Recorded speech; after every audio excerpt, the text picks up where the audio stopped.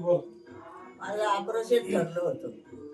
नंतर लगेच तयारी झाली ऑपरेशनाची. पण या माझ्या नातीनं मला औषध दिलं ना, त्यापासून माझा मोतीबिंदू दोन्ही डोळ्यातला हे झाला. नाही तर दोन्ही डोळ्यात होता माझ्या. आणि या औषधानंच मला दवाखाना बंद झाला, नाही तर मला सारखा दवाखाना होता. आणि अमृत ज्यूस हे पिल्यानंतर तुम्हाला कसं वाटतंय आता? आता बरं वाटतं भाऊ. दवाखान्यात जायची वेळ येते? नाही नाही नाही.